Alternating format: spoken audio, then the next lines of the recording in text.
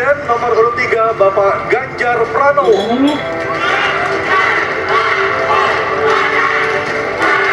Dan langsung saja, harap tenang, mohon maaf harap tenang, dan langsung saja kita mulai debat calon presiden pemilu 2024.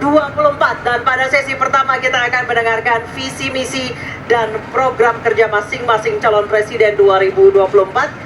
Jika pada debat kedua dimulai dari pasangan calon nomor urut 2, maka di debat ketiga kali ini kesempatan pertama akan diberikan kepada calon presiden nomor urut 3, dan para calon presiden bisa menggunakan ada 2 buah mikrofon yang tersedia baik di podium dan juga ada handy mic yang diletakkan di atas podium dan juga ghost yang telah tertempel di podium.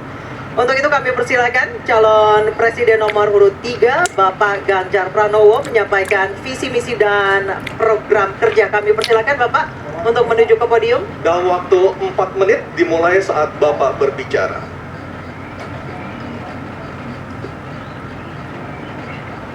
Terima kasih. Selamat malam Bapak Ibu sekalian yang hari ini hadir di studio dan tentu saja yang menyaksikan melalui tayangan televisi atau streaming.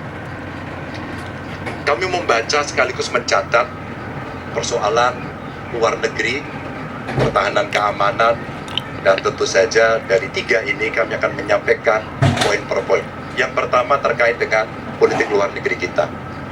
Politik luar negeri kita adalah alat untuk negosiasi terhadap dunia luar, tapi kepentingan nasional harus nomor 1. Kenapa itu menjadi penting?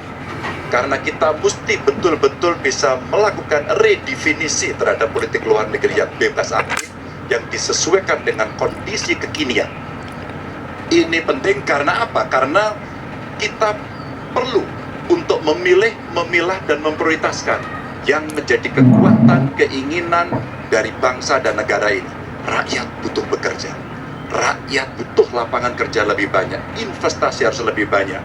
Maka kita mesti memperkuat infrastruktur diplomasi kita, duta besar, para diplomat, dan tentu saja inilah yang mesti kita berikan penugasan-penugasan untuk membereskan persoalan-persoalan kepentingan ekonomi nasional dalam konteks kekinian.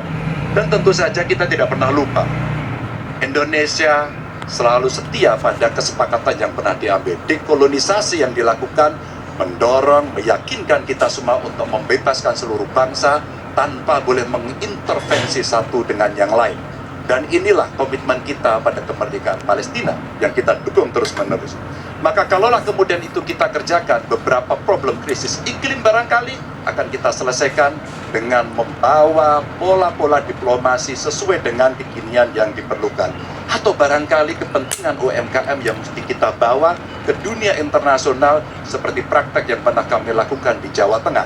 Dan itu membuat masyarakat akan merasakan politik luar negeri jauh lebih baik. Pertahanan, sistem pertahanan rakyat semesta mesti kita dorong, kita lapisi dengan pertahanan yang betul-betul berlapis, dan kita jadikan benteng pertahanan Nusantara sebagai satu kesatuan. Dan kita perlu melakukan penataan gelar pasukan karena IKN menjadi pusat gravitasi baru.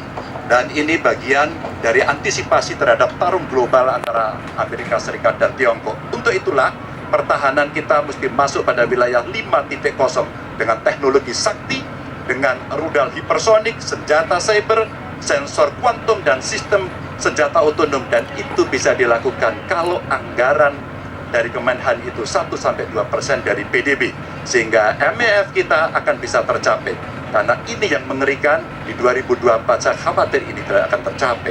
Untuk keamanan, terorisme, narkoba, pinjaman online, judi online, kekerasan seksual, ini perlu mendapatkan perhatian termasuk TPPU. Maka reformasi kepolisian betul-betul harus mengantisipasi ini dengan penguatan cyber system kita, termasuk pengembangan SDM cyber yang kuat. Polisi yang menjadi pengabdi masyarakat betul-betul akan bisa mengayomi. Seperti kemudian pada saat saya bertemu dengan Ibu Mary Huger, bagaimana Ibu Mary menceritakan bahwa polisi kita mengayomi dengan kesungguhan, polisi kita hidup dengan sangat sederhana, dan mereka punya integritas yang tinggi. Sebagai anak polisi, saya paham betul ini sesuatu yang sulit dan pasti akan bisa kita lakukan.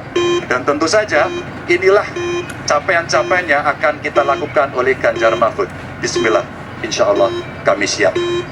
Baik, terima kasih Bapak Ganjar Pranowo. Kalau silakan kembali ke tempat Pak Ganjar.